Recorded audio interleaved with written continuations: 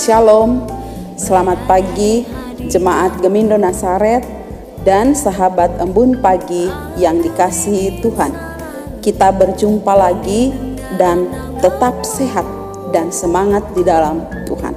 Saudara-saudara yang dikasihi Tuhan, keserakahan merupakan salah satu sumber dosa dan kejatuhan manusia.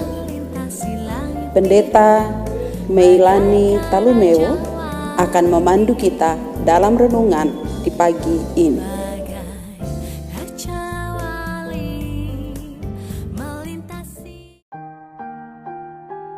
Sebelum kita masuk dalam renungan firman Tuhan, mari kita berdoa.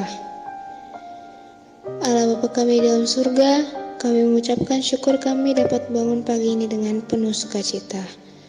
Juga dalam sukacita yang sama kami akan menerima firman-Mu. Kuasai kami dengan Roh Kudus-Mu Tuhan lewat firman yang kami akan dengar. Dalam nama Yesus kami berdoa. Amin. Terimalah salam sejahtera dari kasih Tuhan Yesus Kristus bagi kita semua. Bersama dengan seluruh jemaat Gemindo Nazaret, kita akan memuliakan nama Tuhan, menyembah Dia melalui pelayanan Embun Pagi. Bapak Ibu jemaat kekasih Kristus, Matius 21 ayat 42 dan 43. Kata Yesus kepada mereka, "Belum pernahkah kamu membaca dalam kitab suci, batu yang dibuang oleh tukang-tukang bangunan telah menjadi batu penjuru? Hal itu terjadi dari pihak Tuhan, suatu perbuatan ajaib di mata kita. Sebab itu aku berkata kepadamu, bahwa kerajaan Allah akan diambil daripadamu dan akan diberikan kepada suatu bangsa yang akan menghasilkan buah kerajaan itu." Ketika bangsa Israel yang menganut paham teokrasi, di mana pemimpin-pemimpin agama tua-tua Israel pada waktu itu yang menguasai kebun anggur, dan mereka lebih mementingkan kepentingan pribadi daripada untuk memuliakan Tuhan, untuk memiliki kasih yang besar. Dan disinilah Yesus mau tampil dan memanggil umat Tuhan untuk bertobat. Batu penjuru gereja adalah Yesus Kristus itu sendiri. Dan memang akan banyak orang menolak Kristus. Dengan apa? Dengan keserakahannya, dengan pementingan dirinya, dengan tidak mau untuk menerima dan mengucap syukur dengan apa yang sudah Tuhan berikan dalam kehidupan mereka. Tetapi bahkan mereka mau membunuh anak dari pemilik kebun anggur. Memang banyak orang merasa bahwa merekalah pemilik segala-galanya. Bahkan pemilik kebun anggur seolah-olah menggantikan posisi Allah dalam kehidupan kita.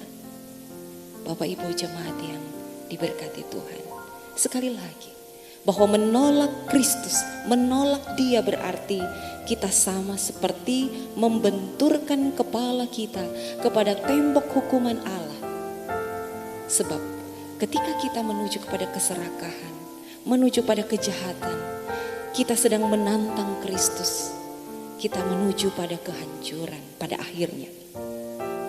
Gambaran ini mau menjelaskan kepada kita bahwa memang sebagai pengikut Kristus, apalagi di masa sengsara ini, dalam memperingati prapaskah, kematian dan penderitaan Kristus, kita pun harus masuk dalam penderitaan itu. Dan kita ternyata harus bertemu dengan penderitaan dan ketidakadilan yang harus mau tidak mau kita harus alami.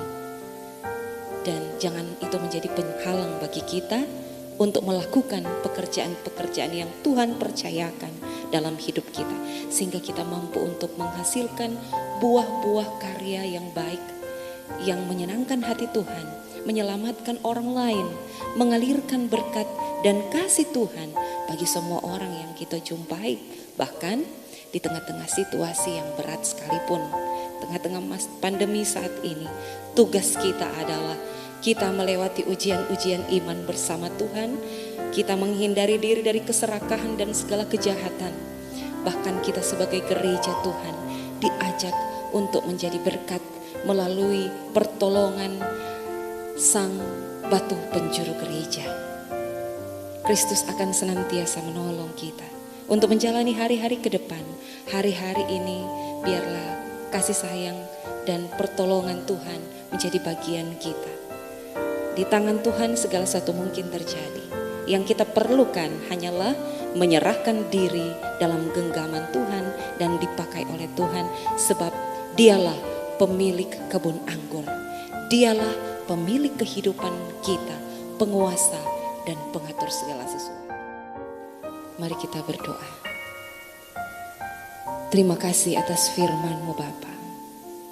Firman-Mu yang memberi kami kekuatan baru untuk melanjutkan kehidupan kami sepanjang hari ini.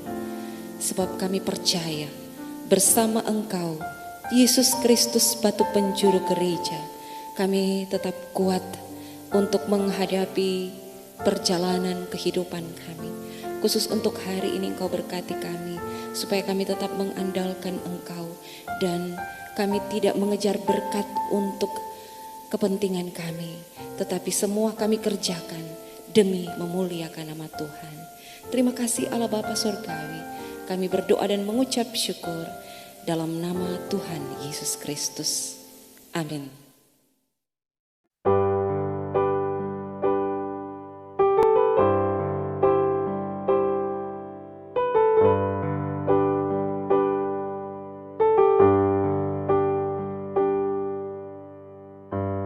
Banyak yang kau perbuat di dalam hidupku,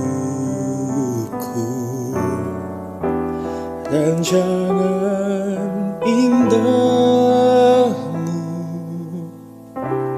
terjadi di hidupku. Bapa yang mengerti